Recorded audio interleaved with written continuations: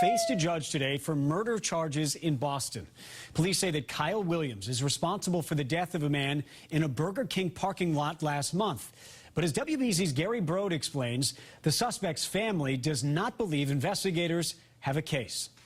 Everything. That's how one of Kyle Williams' family members describes the prosecution's case against him. The 33-year-old was arrested early this morning after a lengthy standoff with police in Walpole. Hours later, he was in court facing charges in the death of 21-year-old Shaquille Broder, who was shot to death in a Dorchester Burger King parking lot last month.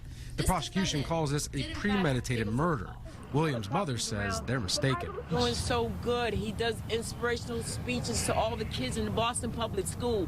He changed his life around. He has children. He has brothers and sisters that love him. He's been working. Williams has several arrests on his record and spent time in prison in the early 2000s, but became a success story, graduating from Benjamin Franklin Institute of Technology. He was even the student commencement speaker, gaining local and national recognition from the Boston Globe and the New York Times. The school releasing this statement: all of us at Benjamin Franklin Institute of Technology are devastated to hear this news about Kyle. He was a model student during his time at our college. Our thoughts go out to all who are Boston involved. has always been a city of two faces, tourist lights on the Common and blood on the bricks in Roxbury.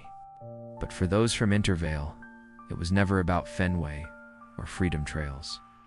Police rolled up to Hilltop Drive, to an apartment belonging to his ex-girlfriend.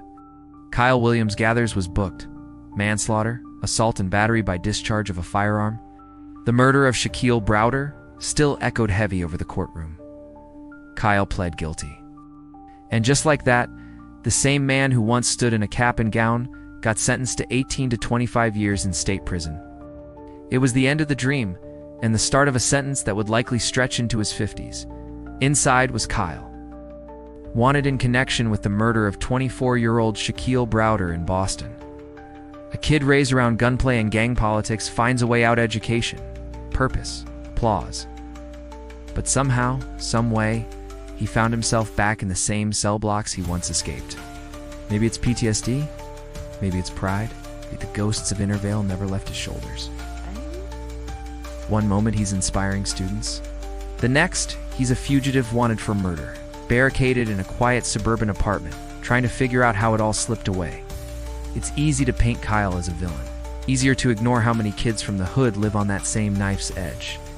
Education don't always cure the trauma. Redemption ain't a straight road, it's a war zone too. Some make it, some almost make it.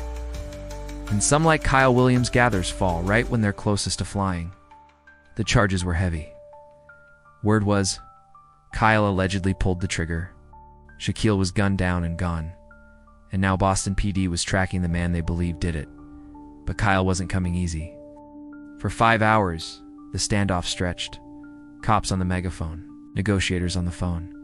Kyle locked in, torn between giving in or going out fighting. They sent in the robots, those mechanical eyes that roll through rooms, seeking heat, seeking bodies. The SWAT unit outside stayed locked and loaded.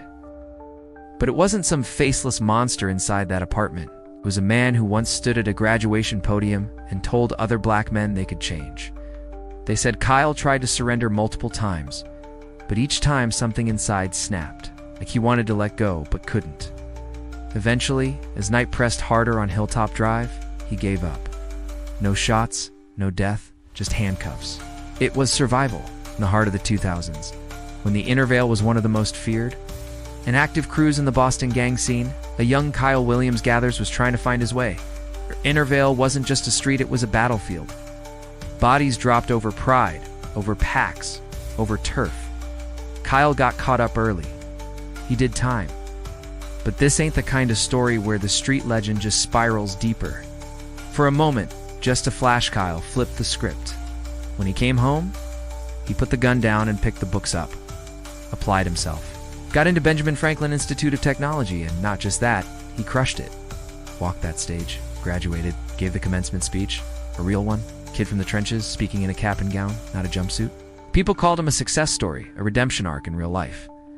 He spoke about second chances, about perseverance, about turning pain into purpose.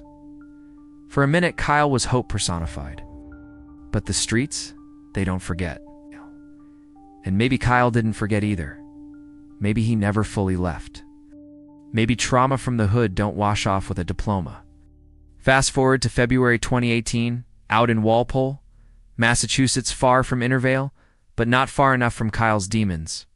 But the justice system don't clap for peaceful endings. Kyle's story is the kind that shakes a city.